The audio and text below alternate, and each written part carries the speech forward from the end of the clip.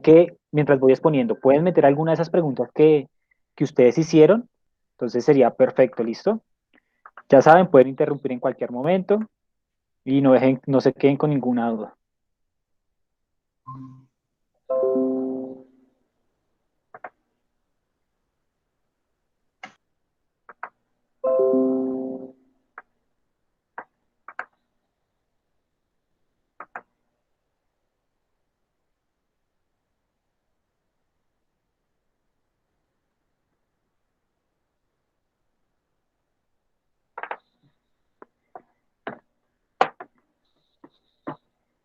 Listo, entonces hoy vamos a hacer el primer acercamiento hacia los aspectos anatómicos, luego nos iremos concentrando en en cada una de las zonas y vamos a empezar a ver en qué zona o en esa zona qué huesos, qué nervios, qué músculos están involucrados. Entonces hoy hacemos un primer acercamiento, vamos a empezar primero con el sistema muscular o con el sistema esquelético o el sistema óseo.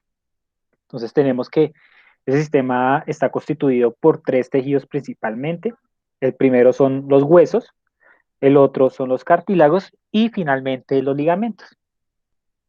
Eh, el ser humano llega a su desarrollo óseo completo más o menos entre los 20 y los 25 años. Entonces, esto es importante para nosotros como profesionales de la actividad física, debido a que antes de esta edad, pues no se recomienda usar unos RMs muy elevados, porque los huesos pues, no están bien formados y podríamos causar algún tipo de retraso en el crecimiento o en daño en el crecimiento óseo.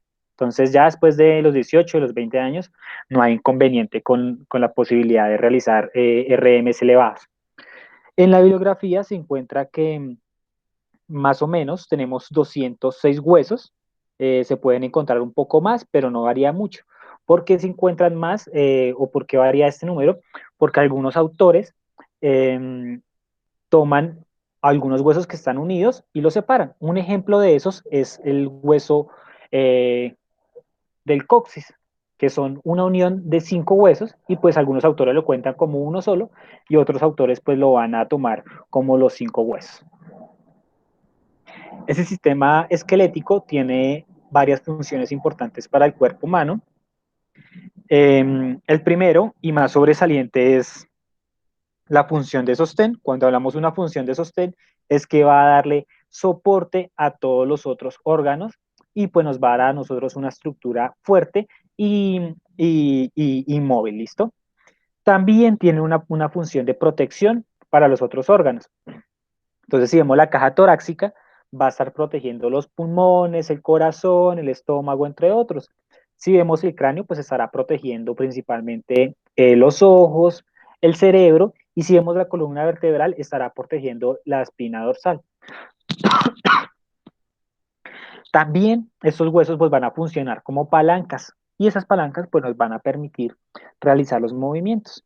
Otra función importantísima de los huesos y específicamente de la médula ósea es la producción de sangre. Esa producción de sangre se conoce como hematopoiesis. Entonces, dentro de la médula ósea, que si de pronto cuando han comido pollo y rompen el hueso, por dentro se ve un tejido como café, ese tejido es el que va a producir células sanguíneas. Además de eso, el hueso tiene la capacidad de almacenar y liberar minerales al torrente sanguíneo y pues o con el objetivo de tener un equilibrio mineral o una homeostasis mineral.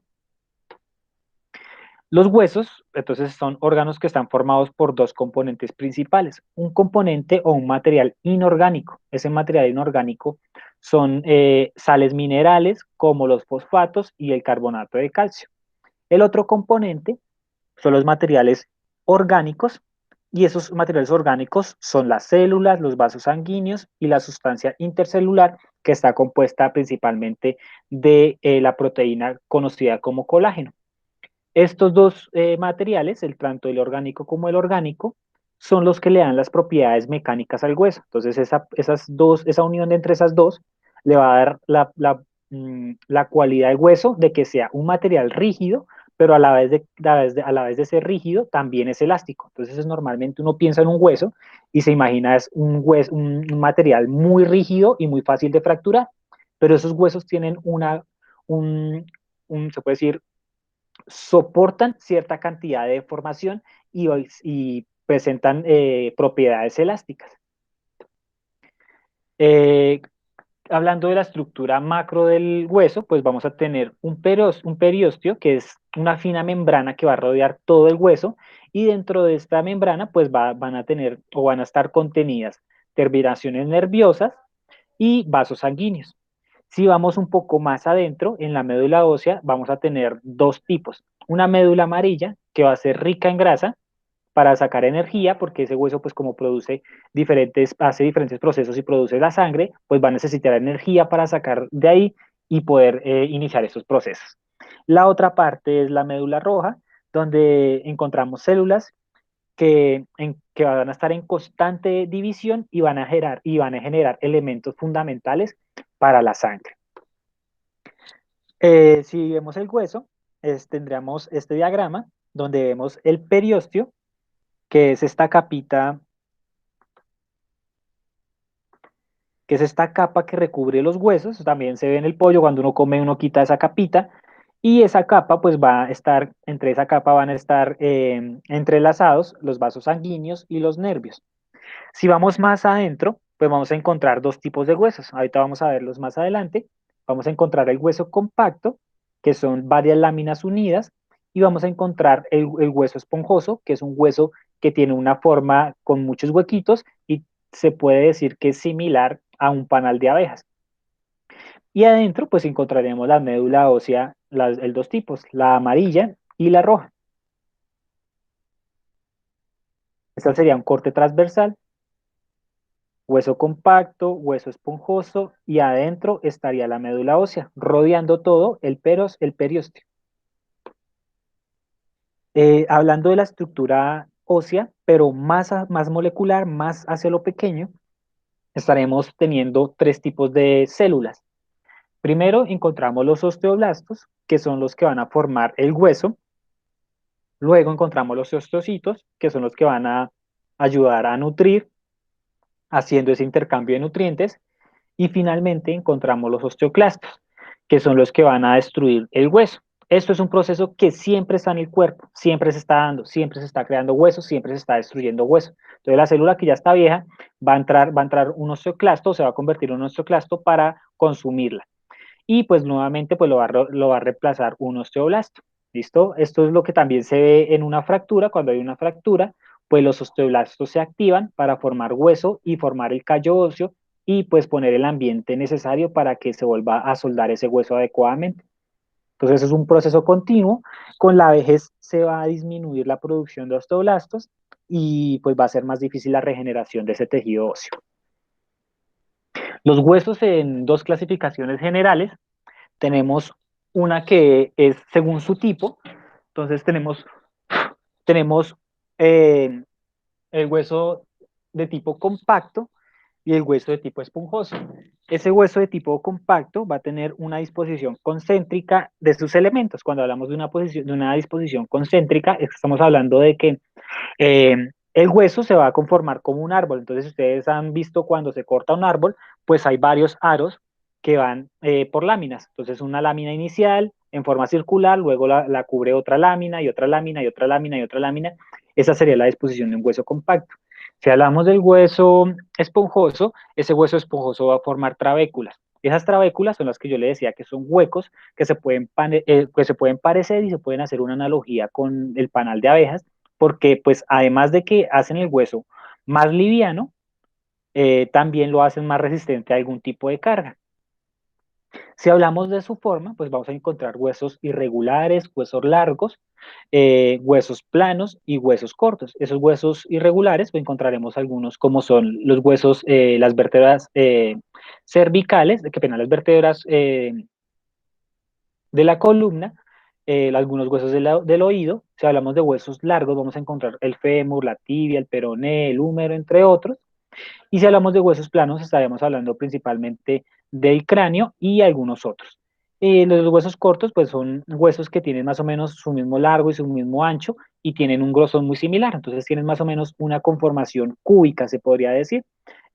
Como un ejemplo, podríamos hablar de los huesos del carpo y del metatarso. Recuerden que esos huesos son los que están en la mano y en la pierna, y en el pie. Aquí vemos ya más gráficamente los dos tipos de huesos. Entonces tenemos el hueso compacto. Ese hueso compacto va a ser más o menos el 80% de toda la composición y tiene un sistema haversiano. Cuando hablamos de un sistema haversiano son esos huequitos que van a facilitar la nutrición de estos huesos y el intercambio de nutrientes. Si hablamos del hueso esponjoso, que es más o menos el 20% de toda la composición, encontramos que este hueso no tiene ostiones, esos ostiones son el mismo sistema jadezianos, entonces no tienen esa forma de comunicarse, pero sí tienen estas grandes trabéculas que le van a facilitar la densidad, disminuir la densidad del hueso y además distribuir las cargas de una mejor manera. Entonces aquí tendríamos casi que podríamos decir que ese sería el componente, aunque no es así totalmente, ¿sí? Pero ese podría ser el componente que le da la propiedad elástica al hueso y ese sería el componente que le da la propiedad rígida al hueso. La unión pues nos va a dar el componente viscoelástico. Profe, ¿esas ostionas se pueden tapar? Hay enfermedades las cuales empiezan a tapar esos huesos y pues empieza, como se puede decir, como a pudrir ese hueso o a volverse más débil. Sí, hay diferentes patologías que podrían llegarse a afectar eso. Igual, si de pronto se afecta alguna de estas células, ¿sí? Osteoblastos, osteoclastos, pues estas trabéculas o qué pena, estos ostiones, pues pueden llegar a empezar a perder su forma y pues van a perder su capacidad de ser ese paso comunicativo entre las diferentes células. Entonces, a tu respuesta, sí, sí se pueden tapar y pueden terminar en una osteomielitis, pueden terminar en una necrosis del hueso, entre Ah, otras enfermedades. Viendo más las formas, pues encontramos dentro de sus huesos largos el fémur, que es el más conocido. Aquí miremos uno por uno. Entonces, de los huesos largos encontramos el fémur. Todos los huesos largos tienen, se puede decir, unas zonas ya descritas. Entonces, podemos distinguir primero la zona más larga, que se conoce como la diáfisis. Entonces, la diáfisis es toda esta parte, toda la parte más larga. Las partes externas se conocen como epífisis, ¿listo? Donde están los cóndilos y donde se va a hacer la articulación. Pero hay una parte importante que está entre la diáfisis y la epífisis, que sería esta zona, más o menos, que se conoce como las metáfisis. Esas metáfisis son fundamentales, sobre todo en los niños. ¿Por qué? Porque aquí es donde, en esas metáfisis, es donde va a empezar a producirse hueso y ese hueso va a ser el crecimiento. Entonces, si de pronto un niño desafortunadamente tuvo una fractura específicamente en estas zonas, posiblemente el hueso no le vaya a crecer bien o le crezca o no le crezca más. ¿Listo? Entonces, mucho cuidado con las fracturas en esta zona y pues obviamente pues los niños tienen una capacidad muy buena de recuperación, pero si se dañan específicamente esta zona, van a tener problemas de crecimiento en ese hueso. Y también pues encontramos el periósteo, que es esa telita en la cual ya les dije, van metidas vasos sanguíneos, van metidos nervios y van a recubrir todo el hueso. Es fundamental para la nutrición y para que ese hueso se pueda comunicar con el resto de los tejidos. Si hablamos de huesos planos, pues, ¿cuál es este hueso? ¿De dónde es?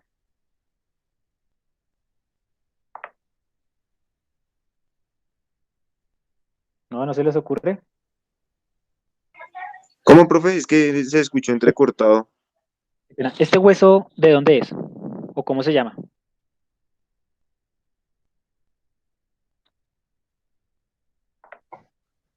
Uy, no, profe, ni idea. ¿No? Entonces, este es el hueso que está, ese hueso se llama el esternón. Entonces es ahí la parte dura del pecho. Entonces, si ustedes tocan en medio de sus pectorales, van a encontrar una cáscara fuerte, un pedazo de hueso duro. Este es lo que estaríamos hablando. Aquí en estos huequitos se unen las costillas. Acá en este hueco salen las clavículas, que son los huesos que van abajo del cuello y que van largos hasta los hombros. Acá, ¿listo? Sí. Entonces, esos huesos, las partes más aplanadas y anchas, se van a conocer como tablas. La parte que va a hablar del grosor se conoce como diploe en general. Si hablamos de un hueso corto, Uno de los más representativos son los huesos del pie, sobre todo el astrágalo, que correspondería más o menos al talón, y el tarso. Hay diferentes también tipos de huesos, que hay bastantes tipos de huesos. Voy a nombrar uno que no están en los otros y son los huesos neumatizados. Entonces, esos huesos, algunos de los ejemplos son como el escafoides, los huesos esfenoidales, maxilares, huesos temporales, que son huesos que contienen un espacio revestido por mucosa y está lleno de aire. Un ejemplo de eso, y pues es para que llamarles la atención a ustedes de que el hueso no solo tiene esas funciones que yo le dije anteriormente, sino que dependiendo de su construcción y de su ubicación va a tener también alguna función específica. Una de las funciones de este tipo de huesos es, por ejemplo, los senos paranasales. Entonces, si ustedes tocan arriba de sus cejas, normalmente uno siente una protuberancia en esa arriba de las cejas.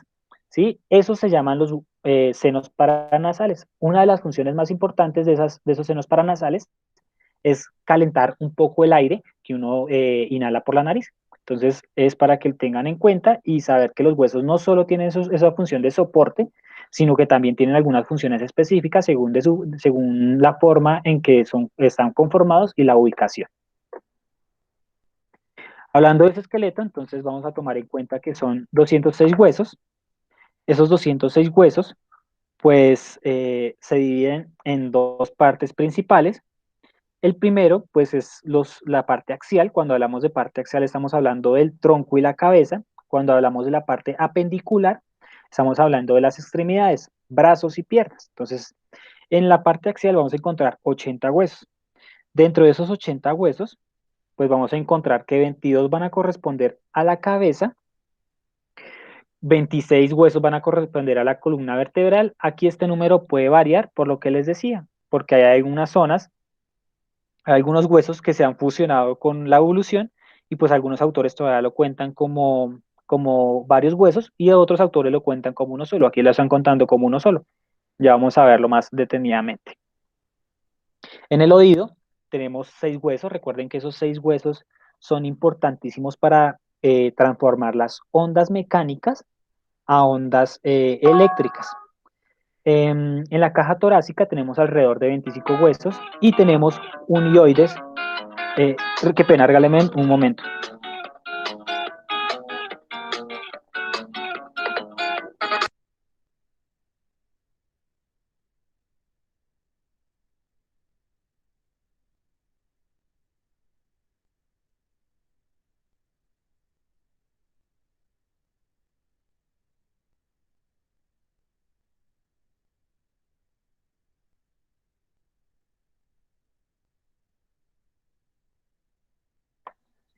Listo, qué pena con ustedes. Y vamos acá. La caja torácica tiene 25 y el hueso oioides es solo uno. Este le queda de tarea, por favor, investiguenlo. Quizá le salga en un parcial. Si hablamos de la parte apendicular, vamos a encontrar pues los huesos de miembro superior y los huesos de miembro inferior. Los huesos de miembro superior encontraremos que serán 64 para los dos brazos y miembro inferior encontraremos 62 huesos. Vamos a ver un poco la conformación de cada una de estas partes. Encontramos primero la cabeza. Entonces vamos a tener dos divisiones grandes en esta zona. Entonces vamos a encontrar los huesos del cráneo y los huesos de la cara. Dentro de esos huesos de la cara vamos a encontrar el maxilar, qué pena, el cigomático, el maxilar superior, el hueso nasal, el lagrimal, los conertes inferiores y los platinos. Adicional, vamos a encontrar un poco más internos el vómer y el maxilar inferior. Y como huesos del cráneo encontraremos el parietal, el temporal, los huesos frontales, occipitales, los huesos esfenoides y etmoides, que son huesos muy internos. Esos huesos van internos y van a hacer una función de soporte para los órganos como los ojos y como el cerebro. Si vemos la cabeza en la parte anterior, igual pues aquí solo los vamos a nombrar, nos vamos a detener de pronto a mirar con quién se articula, qué tipo de articulación tiene, luego lo vamos a ir viendo más detenidamente. Vamos a encontrar pues, huesos frontales, lagrimales, etmoides, que son profundos, maxilar superior, maxilar inferior, el hueso malar, que normalmente se conoce como hueso cigomático. También encontramos huesos en la vista lateral, entonces vamos a encontrar el etmoides, el hueso parietal, el hueso occipital, el hueso temporal, los cóndilos de la mandíbula y las asas de, de la calavera.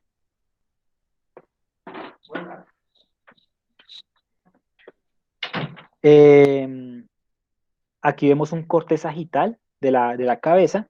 Aquí vamos a encontrar huesos como son el Bomer, la apófisis cristal del Galli. Estos son partes de diferentes huesos, ¿sí? Les digo, eso pues los vamos a ir aprendiendo pues más con más cuidado y más despacio en clases posteriores. Eso simplemente es una introducción para que ustedes vayan viendo y se vayan haciendo una idea de qué tenemos que empezar a aprender. También hay diferentes tipos de articulaciones. Digamos, si vemos en esta imagen, estamos viendo la cabeza desde arriba y vemos estas suturas. Estos se llaman suturas y son un tipo de articulación fibrosa. Entonces encontramos unas suturas coronales, unas suturas sagitales y una sutura lamboide. Muchas veces se utilizan términos como sagital y coronal para designar los movimientos. En la siguiente clase pues vamos a hacer un énfasis principalmente en esta forma de hablar en los planos corporales. En la columna vertebral, pues vamos a encontrar que tenemos 7 vértebras eh, cervicales, entonces van a empezar desde la base del cráneo y van, por favor, toquen su columna y van a bajar hasta que sientan el primer hueso que sobresale. Ese primer hueso que sobresale en la columna va a ser la vértebra 7. ¿Listo? A partir de esa vértebra 7 que sobresale, encontraremos 12 vértebras dorsales o 12 vértebras torácicas. A partir de esa 12ª vértebra vamos a encontrar 5 vértebras dorsales, 5 vértebras sacras y finalmente 4 vértebras coccygeas. Estas dos últimas están fundidas o unidas por la evolución. Entonces aquí encontramos cervical, iría más o menos hasta esa zona, torácica, lumbar, y aquí sería sacra, y este pedacito sería el coxígeno.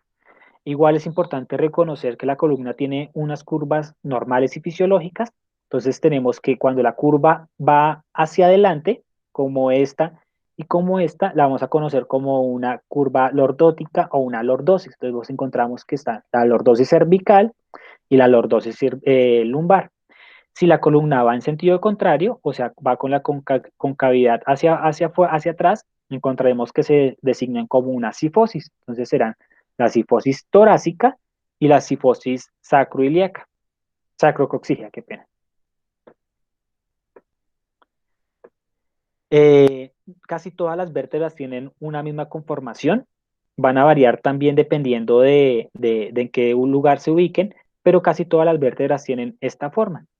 Esa vértebra, pues vamos a encontrar el cuerpo vertebral, que es esta parte sólida arriba, va a tener hueso compacto alrededor, un hueso esponjoso en el medio. En el centro, pues vamos a encontrar el agujero vertebral, porque es por donde va a pasar la médula ósea, la médula espinal, que pena, la que conecta el cerebro con el resto del cuerpo. Vamos a encontrar una serie de carillas articulares. Estas son esta. Son carillas articulares que van a permitir el deslizamiento de una vértebra sobre la otra. Este hueso que encontramos acá, el más salido, es la apófisis espinosa. Esta parte es la que da hacia la espalda, hacia posterior. Estas son las partes que alcanzamos a tocar. Entonces, esto iría hacia adentro, hacia adelante. Esta parte iría hacia atrás. Y finalmente, pues encontramos la lámina, que esa lámina será los que unan las diferentes apófisis transversas con las apófisis espinosas y con el cuerpo vertebral. Entonces, dentro de esas vértebras vamos a encontrar vértebras cervicales que van a cambiar su conformación. Las vértebras dorsales van a ser un poco más anchas que estas, un poco más grandes. Las lumbares pues van a ser de las vértebras con un cuerpo más grande. Si vemos, va a aumentar el porcentaje óseo en esta zona. Vamos a encontrar las vértebras sacras. Entonces, si vemos acá, si ven que están unidas, esto está fundido, aquí no hay, esos espacios no hay cartílagos, sino que están unidos. Si contamos, encontramos una, dos, tres, cuatro, cinco vértebras, entonces aquí pueden empezar a cambiar el número de vértebras que encontremos en la bibliografía. Entonces, a partir de cómo lo tome el autor, pues puede que aumente ese número de 206 huesos. Y pues la coxigia también vemos que son una unión de cuarto de vértebras, uno, dos, tres, cuatro. Tenemos unas vértebras especiales que están en la base del cráneo, se conocen como el atlas y el axis. Entonces, el axis le va a proveer la capacidad al atlas, que es la que hace el contacto con el cráneo. Entonces, el cráneo se va a depositar o va a hacer contacto con esas dos carillas. Y el atlas lo que va a hacer es funcionar como una bisagra y va a permitir hacer la rotación hacia los lados de la cabeza. Entonces, esta es una vértebra que tiene mucha movilidad.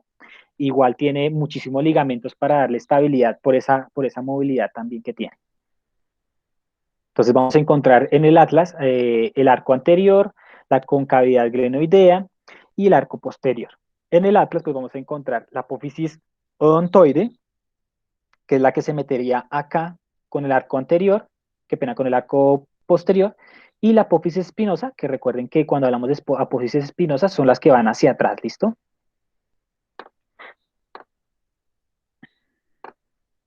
Aquí vemos la conformación de las primeras cuatro vértebras cervicales.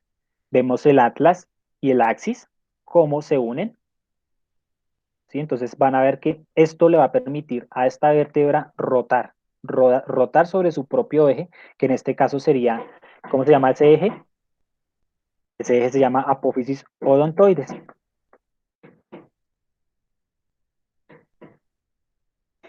Si vamos a la caja torácica, entonces encontramos dos principales grupos. Primero, pues está el esternón, y el otro serían los 12 pares de costillas. Dentro de ese esternón, pues vamos a encontrar el cuerpo como tal del esternón, el manubrio esternal. Vamos a encontrar tres tipos de costillas principales: las costillas verdaderas, que son las que se van a unir directamente con el manubrio, con el esternón, y las costillas falsas son las que se van a unir con el esternón, pero a través de un cartílago. Las costillas flotantes son esas que no se van a unir al esternón, entonces normalmente no, sino siempre tenemos dos costillas flotantes. Aquí hay un mito, o no es, creo que no es un mito, es algo, es una realidad, y es que actualmente no lo he escuchado, pero antes algunos modelos se quitaban estas últimas costillas para que que la cintura se les viera más esbelta. ¿Sí lo habían escuchado? Sí, profe, es así. Entonces, igual eso no es de gratis. Esos huesos están ahí por una razón. Esos huesos están dando protección al pulmón y a los órganos. Entonces, si esa persona posiblemente sufre un golpe, ya no va a tener el hueso, si sufre un golpe en esa zona, no va a tener el hueso para protegerse, sino que va a hacer un daño directo en el órgano. Entonces, son modas, de pronto costumbres que no tienen de pronto, no tienen un fundamento biológico saludable. Si vamos a los miembros superiores, pues vamos a encontrar la cintura escapular, que va a estar conformada por la escápula y la clavícula. También encontramos unidos a esta escápula y a esta clavícula, vamos a encontrar el húmero, que a su vez va a estar unido al cúbito y al radio, que a su vez va a unirse con los carpos, y estos carpos pues van a tener dos hileras principales: la hilera superior, que está conformada por cuatro huesos: el escafoides, el semilunar, el piramidal y el pisiforme, y la hilera inferior pues va a estar conformada por el trapecio, trapezoide grande y ganchoso. Posterior a esto, unidos a los carpos, encontramos los metacarpos, que sería ya como la palma, sí, sería ya como la palma de la mano, y hasta los nudillos.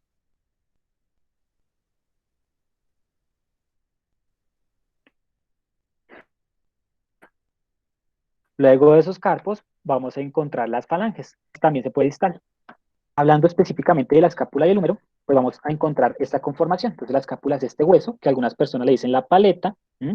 El, el húmero, pues sería este largo. Aquí estaría la clavícula.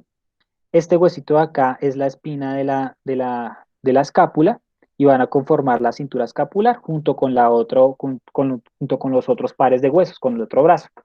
Entonces aquí tenemos algunas, se puede decir, apófisis específicas, como son el acromion, que es el hueso que ustedes se tocan arriba del hombro, la clavícula, que lo tocan de forma anterior o adelante de su pecho, arriba, casi abajo del cuello. Encontramos la apófisis coracoides, qué pena. Encontramos dos partes importantes del húmero, donde se van a insertar los manguitos rotadores. Entonces encontramos el troquíter y el troquín. Igual, lo que les digo, eso simplemente es una introducción. Luego nos vamos a hacer énfasis en cada uno de esos huesos. Encontramos también el cúbito y el radio. Entonces es importante en este cúbito y radio, pues que ese radio, si bien tienen una conformación, se puede decir de rueda. Entonces este hueso va a rodar por encima del cúbito. Si ustedes hacen la pronosupinación, cuando hablo de pronosupinación, es poner palma hacia arriba, palma hacia abajo, palma hacia arriba, palma hacia abajo. Si tocan su antebrazo, van a sentir como uno rota por encima del otro. Los dos huesos que están ahí van a rotar uno por encima del otro. Por eso es importante esa membrana que hay acá, porque esa rotación pues le va a dar muchísima movilidad a los huesos, pero esa movilidad no es gratuita, entonces esa movilidad pueda que cause una dislocación en esos huesos, entonces por eso esta membrana es fundamental para que no pierdan la relación entre ellos dos. También otro accidente importante en el hueso pues es el codo. Aquí el codo pues no se llama codo, sino se llama olecranon, entonces es importante empezar a hablar en esos términos, ¿listo? Mirando la mano, entonces vamos a encontrar una parte donde encontramos los huesos del carpo, luego vamos a encontrar los metacarpos y lo que correspondería a los dedos serían las falanges proximales, la falange media y la falange distal, o como lo nombran acá. Miren, aquí hay algo importante y es saber que el dedo pulgar solo tiene dos falanges. Este es un metacarpo. Estos son dos falanges, no más. El resto de los dedos tienen tres. Si pasamos a los miembros inferiores,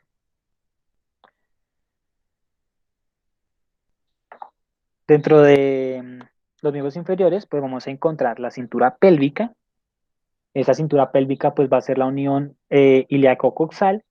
Luego ese hueso coxal o pélvico se va a unir al fémur y ese fémur a su vez pues va a tener una unión no directa, pero sí una unión con la rótula o con la patela.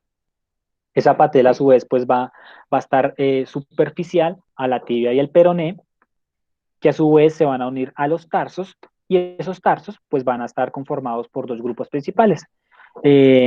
La hilera posterior estaría conformada por el astrágalo y el calcáneo, que estarían conformando el talón.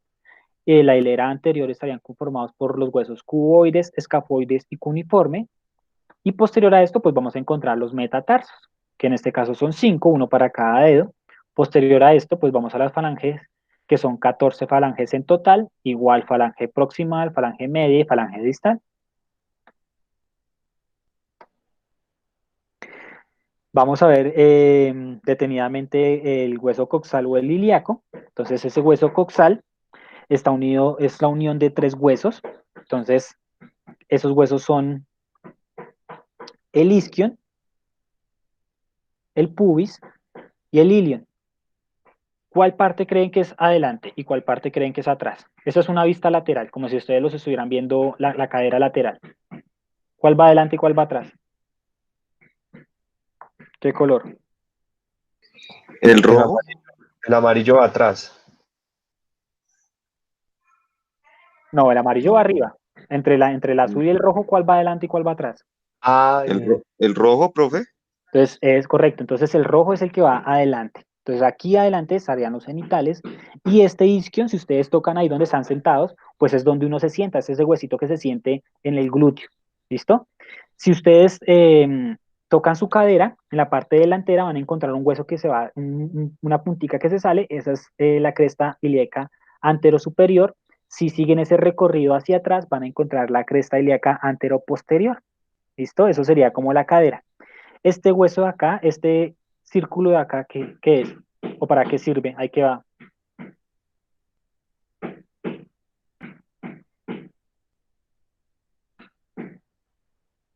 ¿Qué se une a la cadera?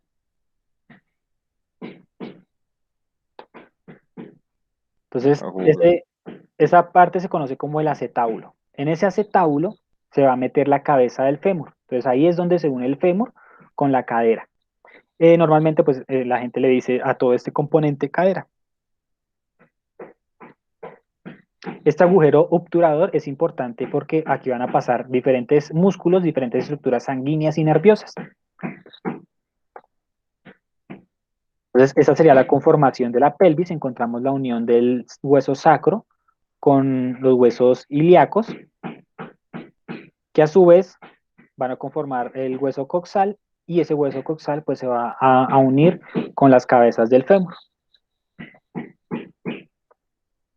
Mirando esa pelvis, pues va a cambiar según el género. Sabemos que las mujeres, por su condición de poder tener hijos, pues la pelvis es diferente, y esa pelvis tiene una apertura media más ancha que la de los hombres. Mirando el fémur, pues vamos a tener algunos puntos importantes que reconocer, como el trocánter mayor, que es esta zona grande de arriba, el trocánter menor, que es esta zona pequeñita de acá, esa protuberancia pequeñita.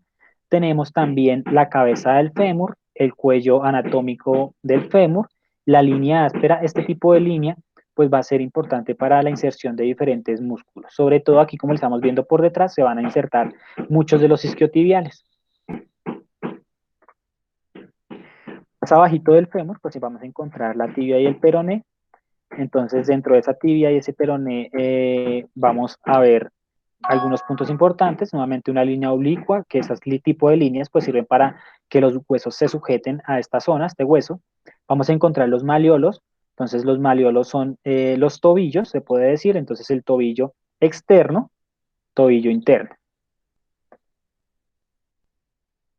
Profe, una pregunta. Sí.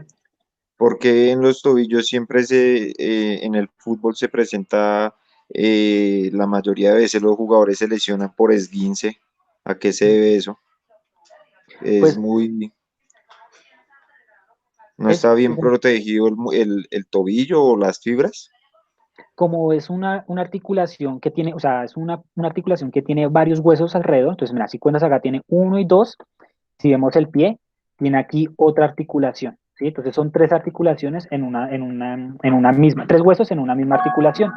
Lo otro que pasa es que como es una articulación pequeña, se puede decir que es una articulación pequeña, pues está sometida a muchísimo esfuerzo, y además, pues si vamos al deporte, en esa zona pues se va a concentrar muchísima carga.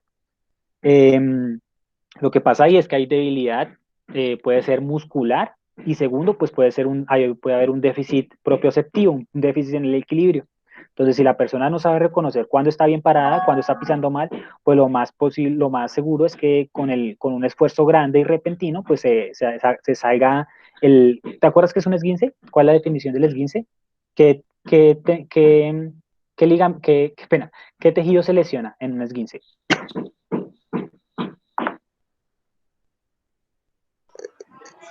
Me corchó ahí, profe. En general, no hay en el tobillo, sino en general cuando hablamos de un esguince, ¿qué tejido se dañó? No, Hágale, siga ahí va bien. los ligamentos no. Sí, bien. Ligamentos no es. Entonces, ¿Sí? sí, ligamento sí es. Entonces, cuando hablamos de esguinces, estamos hablando de una ruptura total o parcial de un Ligamento. ligamento. Recordemos que los ligamentos son los que unen hueso a hueso. ¿Listo? El Sí. tendón une músculo a hueso. Entonces, ahí la principal estructura, cuando hay esguince, es ruptura de ese ligamento. Eso se da porque la articulación, como es tan móvil, también esta articulación es muy móvil. Si ustedes ven, se puede mover en círculos hacia todas las direcciones. Entonces, al ser tan móvil, pues también es inestable. Si uno no tiene lo que les digo, si no tienen una buena capacidad de equilibrio, y si no tienen una buena fuerza muscular para mantener esos huesos adecuadamente estables, pues lo que va a pasar es que con cualquier movimiento repentino, con un cambio de dirección, con una mala pisada, con un hueco en el terreno, fijo su esguince. Entonces, el que haya jugado fútbol y no se haya esguinzado, pues muy de buenas. Es muy común. Viendo ya la articulación del pie, pues vamos a encontrar los tarsos, que es la unión ya con la tibia del peroné, y abajo encontraremos el talón, encontramos los tarsos y las falanges.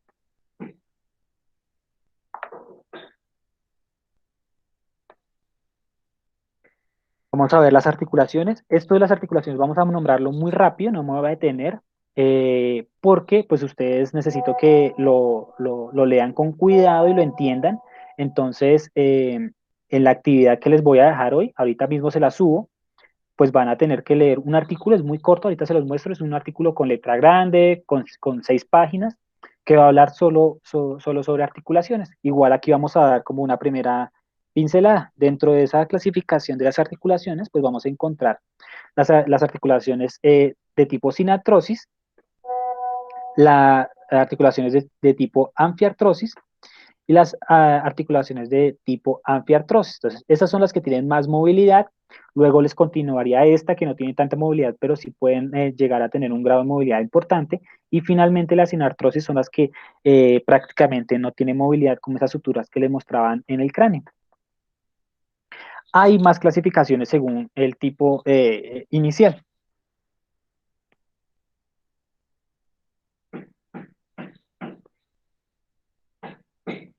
Entonces, según esa clasificación estructural, vamos a encontrar articulaciones que son de tipo fibrosas, articulaciones que son de tipo sinoviales y articulaciones que son de tipo cartilaginosas. Cuando hablamos de esto es qué tipo de tejido está haciendo la unión en las articulaciones. Entonces, si hablamos de sinoviales, estamos hablando de un tejido sinovial, estamos hablando cartilaginosas de un tejido de cartílago, y fibrosos, pues estamos hablando de un tejido denso, que no necesariamente es hueso, pero tampoco llega a ser un cartílago. Dentro de esas articulaciones de tipo fibroso vamos a encontrar articulaciones de tipo de sutura, de gonfosis y sindemosis. El cartílago vamos a encontrar articulaciones sin condrosis o sínfisis. La sínfisis es la que se da como en la pelvis, en el pubis. En las articulaciones sinoviales, pues vamos a encontrar articulaciones en tipo enartrosis, condilartrosis, trocleartosis, trocoide, artrodia, encaje recíproco. Entonces son varios términos que si ustedes no se ponen a leerlos, a entenderlos, a poner ejemplos, pues no lo van a entender. Entonces quiero que hagan un trabajo individual y por favor que les quede bien claro. Dentro de esas articulaciones sinoviales vamos a dar algunos ejemplos. Entonces, de la articulación hernartrosis, pues vamos a encontrar la principal, es la articulación que se da entre la pelvis y el húmero, ¿listo? Y el fémur, qué pena. En las articulaciones troqueartosis vamos a encontrar la articulación que se da en el codo, principalmente entre el húmero y el cúbito. Si hablamos de una articulación condilartrosis, pues vamos a estar hablando principalmente de la articulación, o un ejemplo más clásico es la articulación entre el axis y el atlas, los huesos que le dan la movilidad a la cabeza a partir de las vértebras cervicales. Trocoides, artrodia y pues las de encaje que se van a dar sobre todo en esos huesitos que son pequeños y van a encajar casi que como un rompecabezas una con la otra. No va a necesitar mucha tejido para mantenerlas, pero obviamente sí se necesita una envoltura para que no se suelten de repente. Otro componente importante dentro del sistema óseo y dentro de las articulaciones son los cartílagos. Entonces ese cartílago es de material firme y flexible al tiempo. Está compuesto por colágeno principalmente, y pues es importante que tengamos los siguientes conceptos claros. El cartílago es un tejido que está muy pobremente inervado e irrigado. Cuando hablo de inervado, estoy hablando de nervios. Entonces no tiene nervios que le den información a ese cartílago. Igual tiene muy poca aporte sanguíneo. Entonces ese cartílago no duele. Entonces es cuando si un cliente se le dice me duele el cartílago, pues no, le está doliendo es otra cosa y no el cartílago, porque el cartílago no duele. Tiene un pobre aporte sanguíneo, pero esos tejidos pues tienen que nutrirse de alguna forma. Entonces esos cartílagos se nutren a través de las presiones. Entonces cuando uno va caminando, cuando hay presión, cuando hay tracción y compresión en la articulación, se intercambian algunos iones o algunas moléculas y que van a empezar a nutrir el cartílago. Este tipo de cartílago pues va a proporcionar una cubierta al hueso para evitar el contacto directo de hueso contra hueso y pues van a dar flexibilidad a los huesos y movilidad a la articulación.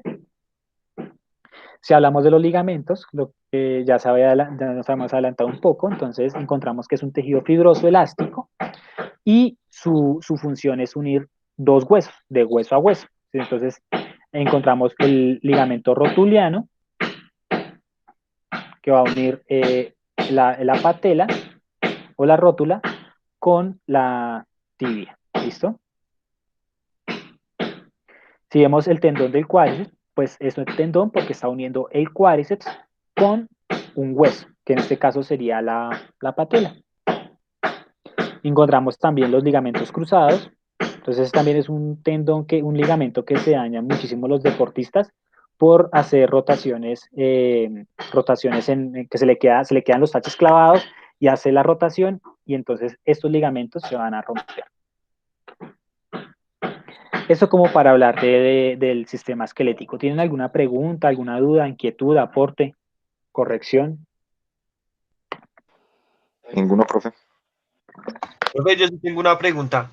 Es que en el artículo que usted nos envió, bueno, Mm. el escrito ese, aparecía que el movimiento del tendón da capacidad de contracción. ¿Cómo así? No entendí ese pedazo. El tendón transmite las fuerzas, ¿listo? Entonces lo que se contrae es el músculo, pero lo que va a transmitir esa fuerza de contracción es el tendón. Entonces va más hacia eso lo que dice el artículo. Entonces el tendón lo que va a hacer es la capacidad de transmitir esa contracción que hizo el músculo hacia el hueso principalmente. Ah, ya. Tengo otra pregunta. Sí. Aparecía un término como decía, sin sitios funcionales. ¿Qué es eso? Sin sitios funcionales son partes o sea, es como donde se activa el músculo, pero no hay una sola localización, o sea, no hay un punto específico donde uno toque y se active, o, no, o sea, cuando digo toque es cuando se manda el estímulo. Entonces pueda que te manden el cerebro mande una señal o un estímulo nervioso, pero no necesariamente tiene que tocar siempre la misma zona, sino que puede tocar cualquier parte del músculo y ese músculo o esa zona va a distribuir esa información a todo el resto. Entonces, por eso se dice sin sitio. Sin sitio es que no tiene un sitio específico de estimulación, sino en cualquier parte donde llegue el estímulo va a ser distribuido al resto del músculo y que permita pues la contracción conjunta de todo el músculo y no solo de una sola fibra. Ah, bueno, profe. Bien, bien chévere las preguntas. Vamos con el sistema muscular. Entonces, ese sistema muscular es un conjunto de más o menos 600 músculos que existen en el cuerpo humano. La función de la mayoría de los músculos es producir movimiento de cualquier parte del cuerpo. Se sabe que más o menos del 40 al 50% del peso corporal va a corresponder al peso del sistema musculoesquelético.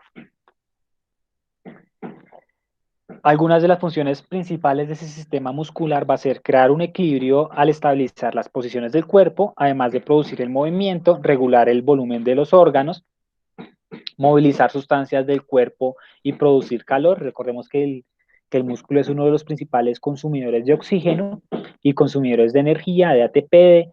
Entonces, como consume, también pues produce. Y pues a través de este consumo y producto, pues va a empezar a ser un productor de calor. Eh, la miología, pues va a ser la ciencia encargada del estudio del sistema musculoesquelético principalmente. Si hablamos de las células musculares, entonces esas células van a estar cubiertas por una membrana excitable, que esa membrana excitable la vamos a entender como sarcolema. Adentro de ese sarcolema, pues vamos a encontrar citoplasma, que es donde, como unas sustancias gelatinosas, donde están flotando las mitocondrias y los otros organelos. Ese citoplasma en la célula muscular se va a conocer como el sarcoplasma, ¿listo? Es característico de las células musculares tener un gran número de mitocondrias. ¿Qué hace la mitocondria?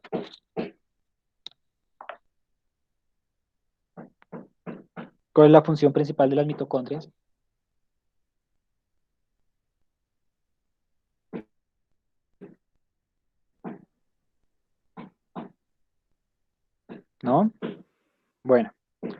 Entonces, ojo, eso es un concepto clave y básico para entender todo el funcionamiento y además pues entender pues nuestro quehacer profesional, porque si nosotros no sabemos cómo se produce la energía, dónde se produce la energía, pues estamos hablando, recordemos que esas mitocondrias son el organelo de la célula que se encarga de producir energía, ¿listo? Esas mitocondrias principalmente pues van a funcionar a base de glucógeno, que es uno de los principales combustibles del cuerpo. Una de las características especiales que poseen los filamentos proteicos o una de las características principales de esas células y de las fibras va a ser que tienen una serie de filamentos proteicos contráctiles. Entonces, esos microfilamentos se conocen en el músculo como miofilamentos. ¿Se acuerdan cuáles son esas proteínas contráctiles en el músculo? También lo tienen que tener claro. ¿Ya vieron fisiología? Sí, señor, pero no me acuerdo. Ojo, ojo, porque, o sea, nosotros siendo del área del deporte y la actividad física, eso son cosas que no se nos puede escapar. Entonces, recuerdan la actina y la miosina, ¿se lo han escuchado? Entonces, esos son los filamentos proteicos que hacen que haya contracción, ¿listo? También encontramos tres tipos de músculos principales. En general, más adelante los vemos un poquito más detenidamente, pero ahorita se los explico. Encontramos el músculo esquelético, que es el músculo que sería el bíceps, el tríceps, todos los músculos grandes, superficiales y profundos del cuerpo. Luego encontramos el músculo cardíaco, pues que va a estar específicamente en las paredes del corazón, y encontramos los músculos lisos. Estos van a tener una forma diferente de contracción. Entonces, los músculos esqueléticos se contraen en un mismo eje por la forma que tienen. Los músculos cardíacos pues se van a poder contraer en diferentes direcciones, entonces en una sola dirección, y como se unen una fibra con la otra, van a poder hacer contracciones diagonales. En el músculo liso se puede contraer o se contrae la contracción, no tiene un orden, entonces se contrae simplemente hacia su centro, indistintamente de su forma. También esos músculos se pueden clasificar según su forma, entonces esos tejidos van a estar dispuestos en fascículos o el tejido muscular va dispuesto en fascículos. Dentro de un fascículo, pues todas las fibras musculares se van a encontrar paralelas unas a otras. Sin embargo, los fascículos pueden formar algunos patrones ya básicos. Dentro de esos patrones podemos encontrar los patrones paralelos, los patrones fusiformes. Cuando hablamos de patrones fusiformes, son como en forma de cilindro. También pueden formar patrones circulares, patrones triangulares o peniformes, que cuando hablamos de un peniforme es como una pluma. Entonces, este sería un peniforme, si lo ven, como una pluma, donde está el tendón y alrededor salen las fibras. Este sería un fusiforme, este, este es un fusiforme. Este sería uno en abanico o en triángulo. Ya vamos a ver un poco más detenidamente esas clasificaciones. Entonces, dependiendo de su función, pues también vamos a ver que esos músculos y dependiendo de la zona anatómica, pues van a cambiar su conformación.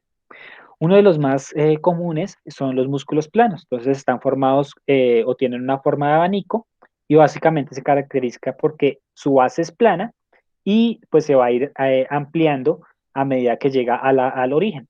Uno de los ejemplos más claros es el pectoral. Otro tipo de músculos son los músculos cortos que sin importar su forma, pues se van a caracterizar por su corta longitud. Por ejemplo, los músculos faciales y los músculos craneales. Los músculos anchos son los músculos que se caracterizan porque sus fibras tienen un diámetro grueso. Un ejemplo son los dorsales. Entonces, estos tipos de músculos son músculos que tienen que hacer o que mueven, son músculos muy grandes y que tienen que hacer movilización de partes del cuerpo muy grande.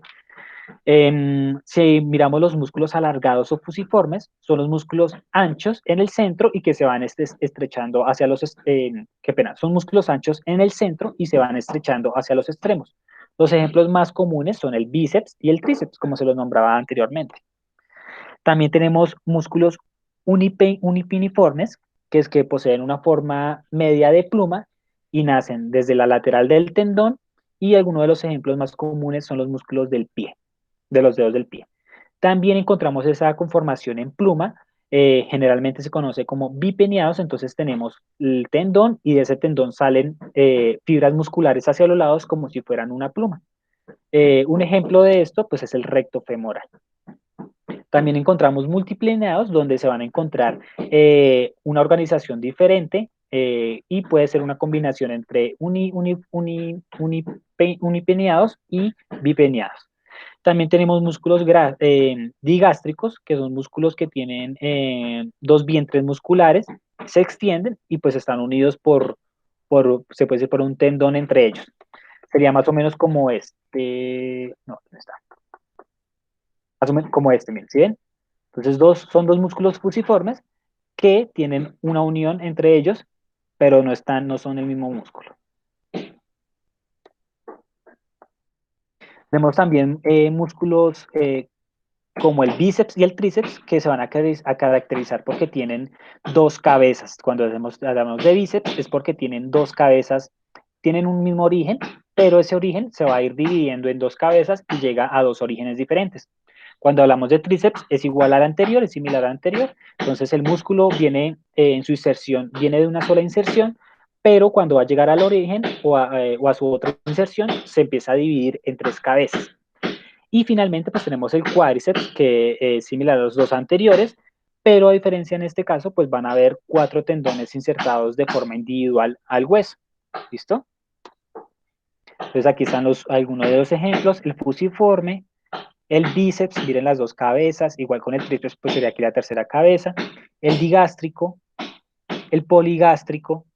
Entonces tienen entre el mismo músculo tienen algunas divisiones de tendón, el unipiniforme, que parece la mitad de una pluma, el bipiniforme, que es una pluma completa, el multipiniforme, que sale de la mitad del tendón, salen diferentes haces musculares, y el plano, que pues el ejemplo más claro es el pectoral.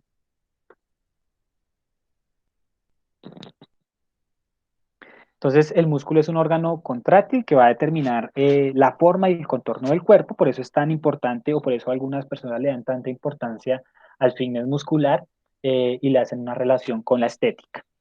Entonces, cuando esas células son capaces de elongarse a lo largo de un eje contráctil, pues van a ser o tienen relación directamente con la capacidad de esa célula de contraerse. Los músculos se van a dividir también en unos músculos superficiales y unos músculos profundos. Esos músculos superficiales son los que se encuentran por debajo de la piel y por encima de la aponeurosis superficial.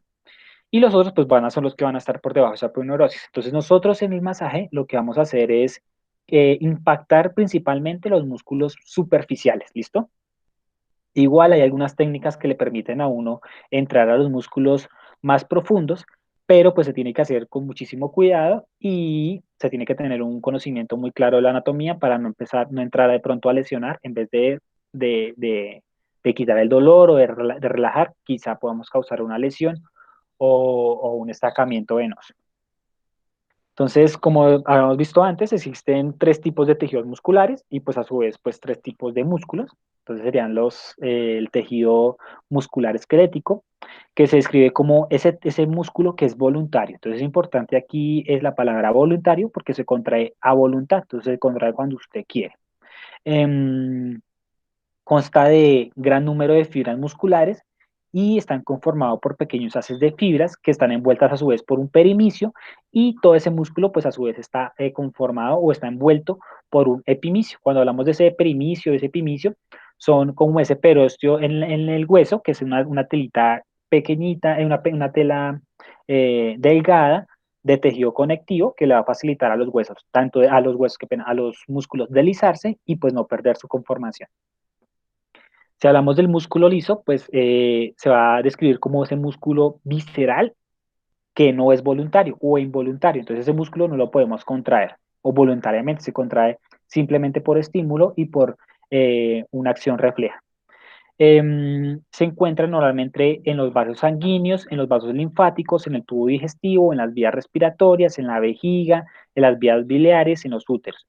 nosotros también vamos a entrar a hacer algún efecto en este tipo de músculo. Entonces, cuando hacemos un masaje, siempre vamos a estar también impactando los vasos sanguíneos. Igual cuando hacemos un masaje de drenaje linfático, estaremos haciendo un impacto sobre los vasos linfáticos.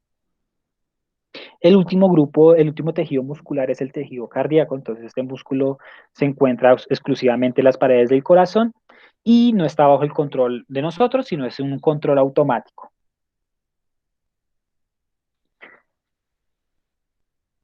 También existen otros componentes en el sistema muscular. Tenemos entonces el tejido conectivo, que es ese tejido que va a rodear y proteger la musculatura, lo que les decía, el epimicio y el perimicio. Eh, Cuando esos elementos conectivos se extienden o normalmente se extienden como una lámina ancha y fina alrededor del tendón, se va a denominar aponeurosis. ¿Listo? Entonces, cuando envuelven el tendón es una aponeurosis. Cuando envuelven el músculo, epimicio o un perimicio. ¿Listo? Dependiendo en qué tejido esté y dependiendo en qué tan superficial sea. Los tendones musculares entonces están constituidos igual por fascículos. Cuando hablamos de fascículos se puede decir un paquete de fibras que vienen en diferentes grosores. Obviamente ese grosor va a depender también del tamaño del músculo y pues este a su vez pues va a estar envuelto nuevamente aquí en este caso se conoce como un peritoneo. ¿Listo? Eh, Normalmente se ve como está en la forma, en la foto, de color amarillo. Es un tejido conectivo muy denso, es regular y está compuesto por haces de fibras de tipo colágeno. Igual su función es pues unir el músculo principalmente al hueso o a otro músculo. Otro concepto importante que tenemos que empezar a entender y a saber reconocer es el tono muscular. Entonces, ese es un tono o es un estado de contracción parcial de los músculos, o sea, que no está totalmente contraído ni totalmente relajado, y se va a llevar a cabo por la contracción al mismo tiempo que las fibras musculares. ¿A qué me refiero? A que es una contracción que se va a mantener durante largo tiempo o durante todo el día. Esto va a servir pues para mantener los músculos firmes y va a producir la suficiente para mantener la postura. Entonces aquí vemos algunas alteraciones musculares o patológicas, como son la de falta de tono. Entonces, si vemos un tono activo, puede que la persona tenga la misma masa muscular, pero al activar el tono, pues el músculo va a crecer en tamaño.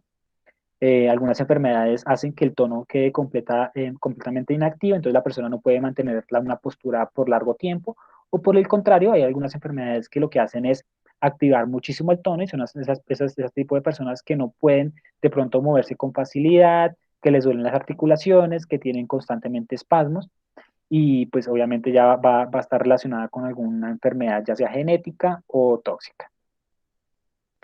Con relación a la inervación y a la irrigación de los músculos, entonces los músculos tienen una irrigación, una inervación muy buena. Cuando decimos de muy buena es que tiene mucha cantidad de nervios conectados al músculo y a su vez tienen una gran cantidad de vasos sanguíneos que lo están irrigando.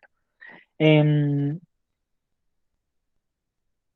entonces se puede decir que por cada arteria hay dos venas acompañando ese nervio que pues van a penetrar el músculo. Las neuronas encargadas de hacer el estímulo al músculo se conocen como motoneuronas, ¿listo? Otro concepto importante es la fatiga, que es esa incapacidad del músculo de mantener una fuerza de contracción tras una actividad prolongada. Y pues esta resulta principalmente en el cambio de las fibras musculares.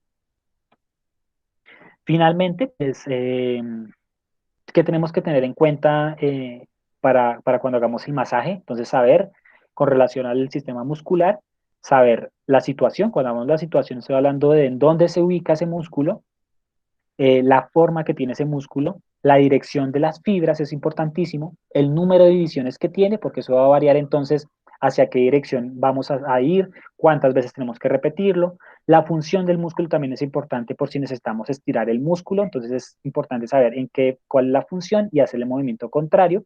Y también fundamental, y de una vez les digo que vayan empezando a estudiar, es el origen y la inserción de los músculos, ¿listo? Entonces, importantísimo saber de dónde arranca un músculo y en dónde termina para poder pues, hacer el masaje de la mejor forma posible. Listo, chicos, eso era todo por hoy. Si tienen alguna duda, alguna pregunta. Profe, ¿me puede repetir lo que acabo de decir? ¿Origen e inserción de qué? Inserción de los músculos, de cada músculo. Entonces, tú te metes ahí, pones origen e inserción de los músculos. Entonces te sale, por ejemplo, hagamos un ejemplo con el recto femoral. Entonces, el recto femoral es este músculo, el de arriba de la pierna. Entonces, el origen sería la cresta ilíaca superior, que ya saben, yo se las mostré cuál era, y se va a insertar en la rótula, pero a través del tendón y el ligamento rotuliano van a llegar hasta la apófisis anterior de la tibia. A eso me refiero, que es lo que ustedes tienen que empezar a saber. ¿Listo? Listo, profe. Les voy mostrando acá la actividad de la siguiente, que tienen que hacer para esta semana. Entonces, ahorita mismo les subo la actividad, les subo el video y el material. Entonces, van a encontrar el siguiente archivo. Entonces, esto es para que afiancen los conocimientos y en lo que hicimos y en lo que pasamos más rápido, que eran las articulaciones. Entonces, aquí les van a dar algunos apuntes de anatomía de articulaciones. Entonces, tienen muy buena imagen. Entonces, es fácil de aprender. Te va enseñando los tipos de articulaciones y algunas claves de pronto para reconocer si son sinoviales o si son sólidas. ¿Listo? Entonces, está muy cortico, son letras grandes. Mira, tienen 6 páginas. La última página no, prácticamente solo es de